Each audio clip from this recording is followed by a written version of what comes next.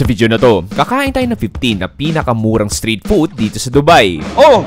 Diba, brother? Maghanap tayo ng iba't ibang super cheap street food na panawid gutom pero masasarap ang pagkain. Siyempre, kailangan mo sabihin masarap. Baka sapakin ako niyan. Pero Mula sa Arabic shawarma, hindi ko naman ba't nilalagyan ng ketchup yung shawarma dito. iba't ibang Afghani breads, Iba talaga mga Pinoy. Bigla-bigla ka lang bibigyan ng tinapay sa kalsada. Emirati late night food, Cheers pare, mukhang manghang to. at maging iba't ibang Filipino street food. First time kong kakain ng kwek-kwek outside Philippines. Pops, welcome to Dubai Super Cheap Street Food Tour. Mapapalaban kang pigilan yung mukha mo na hindi siya masarap. Ready ka na ba? Tura!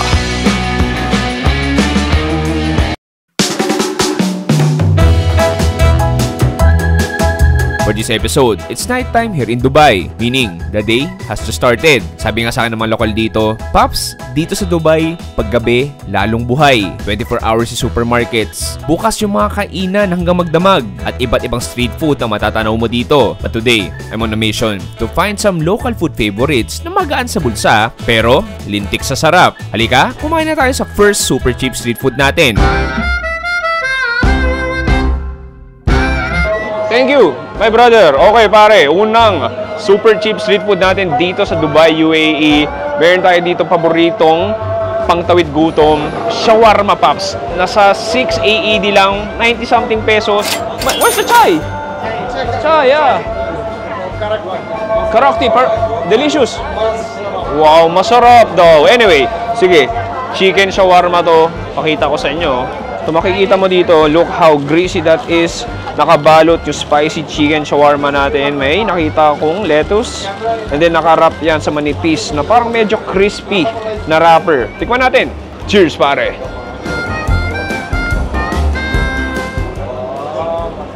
Masarap. Masarap. Siyempre, kailangan mo sabihin masarap. Baka sapakin ako niyan. Pero, I mean, di ba? Mga Pinoy ba yun? Ay, mga Pinoy ba na? Ang dami talagang Pinoy dito. Kaliwat kanan. Hello. Saan kayo? Tiga saan kayo? Lupa. Paranyakin lang ako. Anyway, in terms of flavor, I mean, masarap nga. Spicy chicken, may konting salty marination. Yung lettuce nandun, may french fries din siya. And then yung wrapper natin, kala ko malutong. Nasa chewier side, pero medyo toasted naman. Pwede na rin.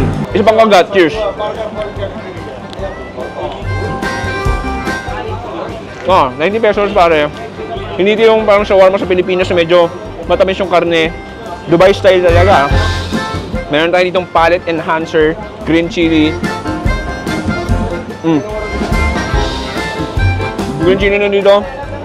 Parang pickles, maalat-alat at maasim. Hindi ko naman ba't nilalagyan ng ketchup yung shawarma dito. Pero sige.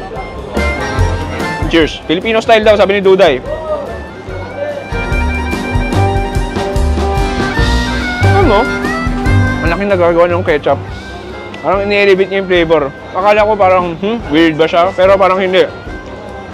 Yung garlic sauce, sana mas marami pa dahil hindi sobrang evident. Pero 90 pesos, ano marereklamo mo? What's this? A free? Free taste? Wow! Thank you! Crispy! Wow! Nahulog na to kaya binigay siya. Nahulog na to, binigay niya sa akin, sabi niya. Bigay ko lang to sa vlogger. Okay, cheers! Crispy! What? Chicharon! Yeah! Oh, sarap! I mean, kung nasa sa Pilipinas, gano'n lang naman. Anyway, Pops, isa pang panawid gutom dito sa Dubai. Hindi yung tawag nilang karak or chai. Ito, piso lang to. Piso AED. So, mga 15 pesos. Kahit mainit dito, hihigop ka na mainit na chai. Tingnan natin.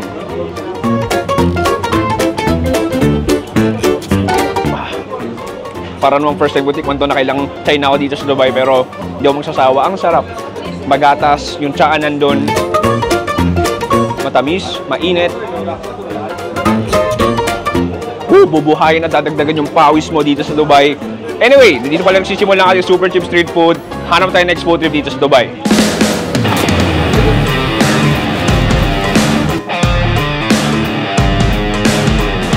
Boom, pare! Next super cheap street food natin dito sa Dubai. Alam mo dito, pang almusal, merienda o kahit dinner, mahilig sila mag-bread. Meron tayo ditong Arwar Al Satwa Bakery, iba't ibang zatar, paratha, garlic bread, at iba pa. Anyway, Pops, umorder ako pero bigla akong may nakitang mabuting Pinoy dito na Pampanggenyo. Sir, halika! Hello. Sir, ang pangalan mo, sir? Fred po, Fred. Fred, Chef Fred. taga Yes, chef. yes. Sir, madalas ka kumain dito? Opo, actually, favorite ko rin na, because I worked in Afghanistan before, so I know their Afghani, ano pala sila? Afghani siya. Bakery. Bakery. Anyway, sir, I want to give for you. Ha?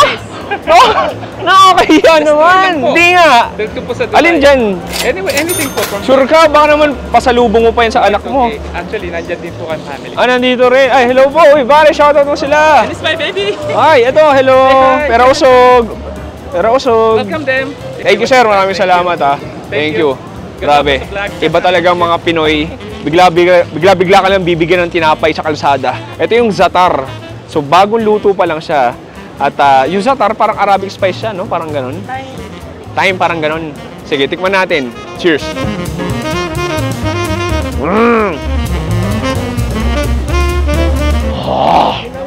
Sobrang interesting lasa niya.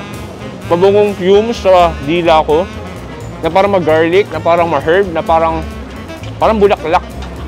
Oh, nice. And then, ito yung labas. Perfectly toasted. May konting lutong sa gilid. May konting chewiness. Yung makikita mo, Paps, oh, yun yung zatar. Yan, oh, yung parang spices na yan. Sasalita lang ako mag-isa dito, biglang may isang Pinoy na magbibigay ng tinapay sa'yo. Iba talaga mga Pilipino. Anyway, hinihintay ko pa yung dalawang in-order ko. Hintayin natin.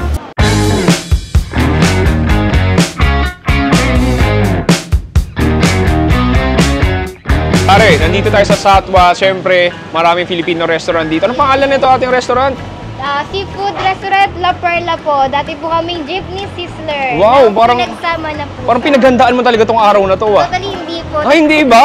Anyway, pare, sobrang daming Pinoy dito. Pero ibig sabihin, marami ring super cheap Pinoy street food. May nakita ko ditong okoy.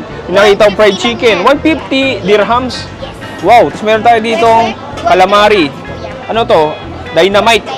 Parang iba yung ceiling gamit dito. Naka-steroids, ah. May chicharong, ay hindi, chicken skin. Tapos meron tayo ditong, Wait. grabe, nasa Dubai ako pero kakain ako ng kwek-kwek. May sausawan ba tayo? Meron po, manong sauce. Ayun, may manong sauce tayo dito. Ang linis ng ano dito, sir, lalaganan ng sausawan, ah. O, hindi ka malilito kung tubig ba o ano, no? Kasi maayos yung lalagay ng sauce. Anyway, sige, lagyan ko ng spicy sauce. Aba, kakaiba, parang hindi to manong sauce, ah. Parang Mr. Sauce to. Ang sosyal. Sige, lagay tayo.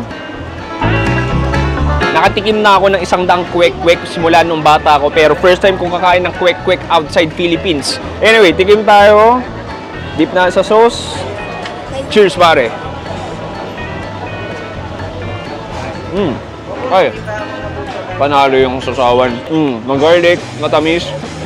Makapal, ma-starch siya. Hindi may konting hit ng labuyo. Pare, naghanap ka ng super cheap street food dito. Punta ka lang ng any Filipino fast food, Filipino restaurant, panigurado makakita ka ng iba't ibang Filipino street food. Isa pang kagat, kwek-kwek, cheers dito sa Dubai. Dito lang din sa Dubai, pare, makakita ng sizzling tilapia. Lumatag! Sizzling tilapia. Tilapia sa sizzling plate. Anyway, Paps, side trip lang to. Oh, di ba? Brother, assalamualaikum. Thank you. Here's the Nutella bread. Thank you. Thank you so much. Parang nabigahan niya ako sa tingin niya. Parang, iba titigan niya ako sa mata eh. Parang, anyway, balik tayo doon. Titikman natin itong Afghani bread nila.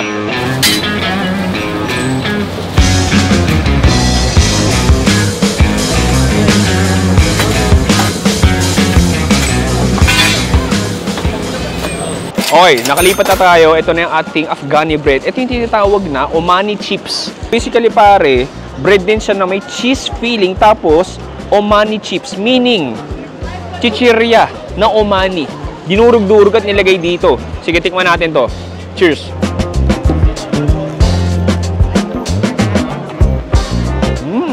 Kakaiba. Parang siyang cheesy bread. Sobrang gooey na cheesy bread na parang mozzarella. Tapos meron siyang maalat at medyo mas spice na chichirya. Wow, interesting. Kakaibang flavor, ah. Parang may mga dinurog na Omani chips. So parang Arabic na chichirya siya. Tapos nilagay mo kasama yung sobrang gooey and stringy na cheese na yun sa pangkagat. Tapos sabi ni Duday tsaka Devon, meron tayo ditong paboritong drink dito sa Dubai. Itong Laban Up. Tagalog ba talaga to? Sadya. Laban Up talaga. Ano sabi ng Laban Up? Anyway, since 1964. So, dalawang flavor to. Isang blue, isang red. Bahala na, blue muna. So, paano siya bubuksan? Wala siyang straw. Dito. Wala kasi yung kuko eh. Ayun. Laban Up. Cheers. Para sa mga Pilipinong lumalaban dito sa Dubai.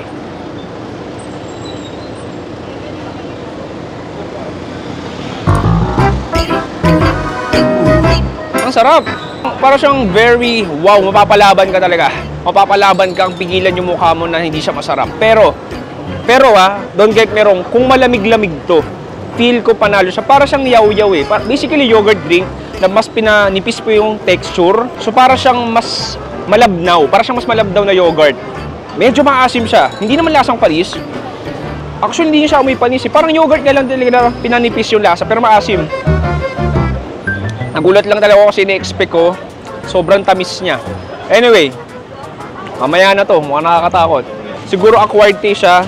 Siguro pag nakadalawang buwan na ako dito sa Dubai, masasarapan na ako doon. Pero meron pa tayo ditong Nutella cheese na bread. Diba? Akalain mo, modern na rin sila. Oy, mukhang masarap. Look at that. Sige, tikman natin. Sarap. That natural hazelnut flavor.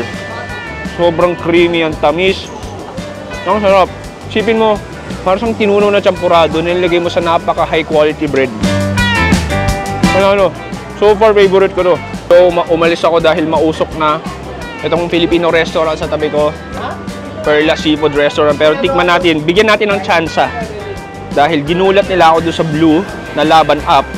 Meron tayo ditong red na Laban Up. So ano yung blue? Original. Hindi. Sige, tingnan natin. Cheers.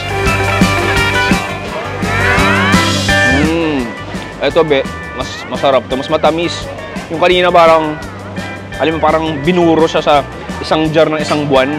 Ito parang binuro siya sa jar ng 29 days. Parang gano'n. Hindi, pero kidding aside, mas matamis siya.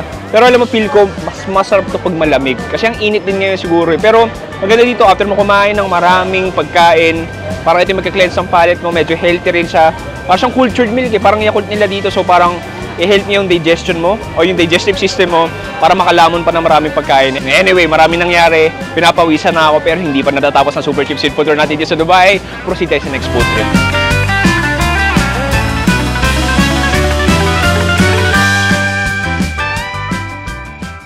Boom!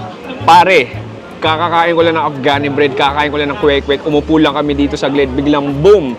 Meron tayong halo-halo. Super cheap pa to? Sabi nila, bilang sa Dubai, kahit pa paano, 25 AED, ganon. Dito daw pasok daw yung sa affordable, pero sa atin, medyo pricey siya, 400 pesos. Pero kita mo naman, look at this.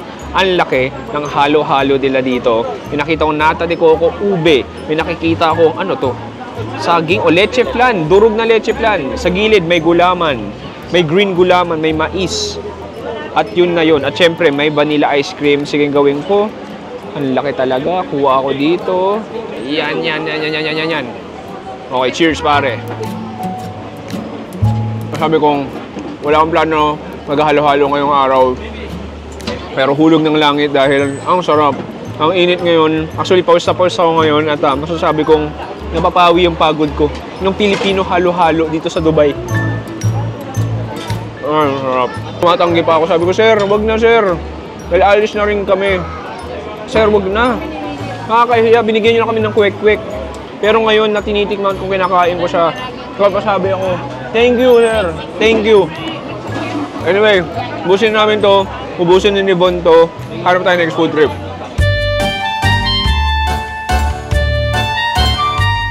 Next food trip natin, pare. May nakita ko dito pamilyar. Panigurado ko, uy, alam ko yan pare.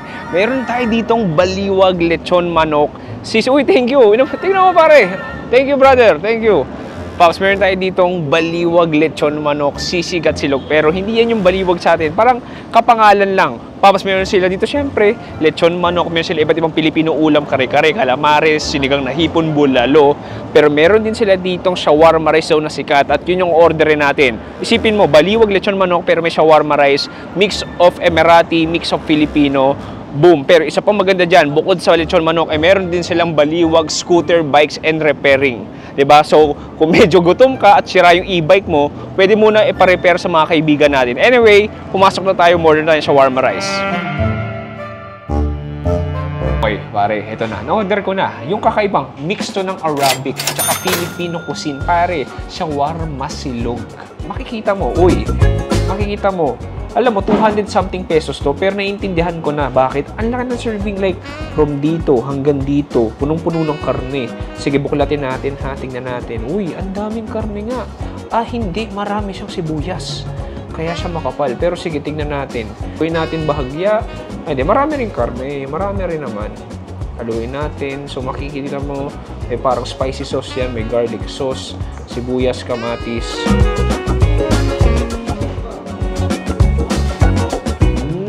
Filipino style.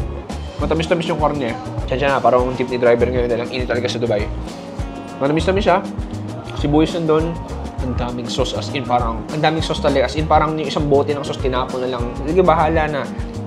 Sobrang generous. Actually, medyo overkill yung sauce dahil yung tapa mismo o yung baka o yung shawarma ay medyo malasa na. So, parang na-overpower ng sauce yung pinaka-baka natin. Sa Pilipinas, syempre may libreng sabaw tayo. Tikman natin. Meron tayo ditong suka. Pampa, extra lasa lang. So, parang naging tapsilog na itong ginagawa natin. Itlog na over-fried. Kuha tayo ng shawarma. Shawarma rice.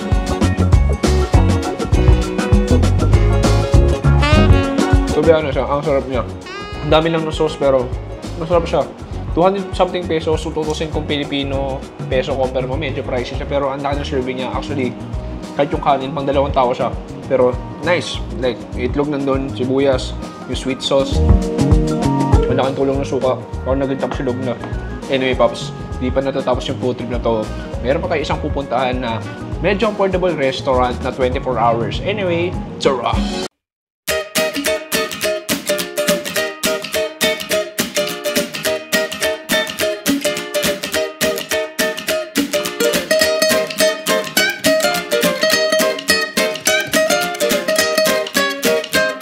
Pare, alas 9 na ng gabi dito sa Dubai pero painit ng painit. At ibig sabihin nun, parami na ng parami ang taong kumakain. Sunday ngayon, so daming Pinoy na kumakain. Maraming mga Indian, Pakistani, mga Arabic na kumakain. At ako, kumakain pa din. Meron tayo ditong isang kainan, 24 hours. Kilala sila para sa iba't ibang affordable Arabic food. Meron ding Filipino food, pero ito in order natin. Punta muna tayo, meron tayo ditong salad. Meron tayo ditong tabula, so para siyang salad. Pang appetizer lang. Parsley na may onions. Tikman natin. Ang bango. Ang bango sa bibig. Ni-imagine ko ang perfect partner nito. Lang yung inihaw na yempo. Ang sarap nun yung pasos. Yung inihaw na yempo na iniihaw ng tito mo habang nagsiswimming kayo, swimming pool. Prawn paratha. Hindi siya shawarma. Siya ay prawn paratha. Biyakin natin dito. Hulodot. Okay. Ito, yung ating hipon. So, para siyang prawn shawarma, pero yung pinaka-wrapper niya, paratha. Okay. Yeah. Yung pinaka-hipon natin, ito para mga frozen hipon na maliliit. Tapos, nilagay mo ng masala. Ayun, yung labas niya, basically, paratha nga lang din.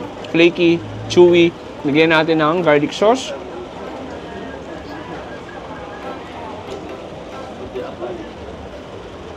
Nice addition to it. Okay ba? Alam mo mga dito, ang dami ng version ng shawarma. Like may chicken shawarma, beef shawarma, may tikka shawarma, may fish shawarma. Lahat ng pwede i-shawarma. Kahit gulay, pwedeng i-shawarma pare. Pare, next punta tayo sa main event. Meron tayo ditong spicy green chili na roasted chicken or grilled chicken. So ang gawin ko, cheers pare, mukhang manghang to.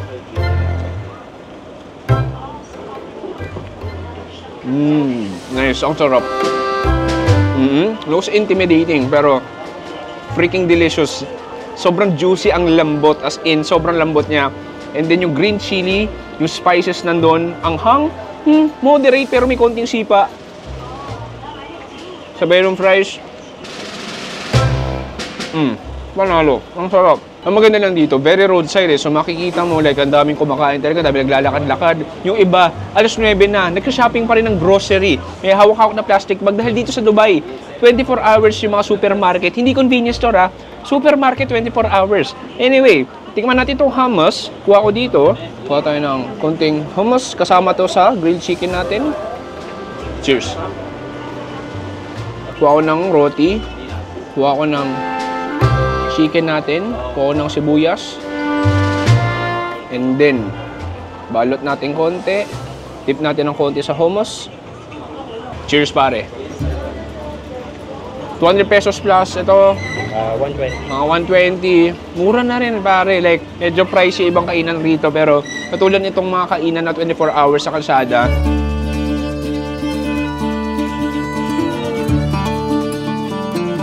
Boom pare, dito nagtatapos ang ating paghahanap ng mga murang pagkain dito sa Dubai, UAE. Magiging honest ako sa inyo, panigurado tataas yung kilo yung Pops. Yung iba naman di mahal dun eh.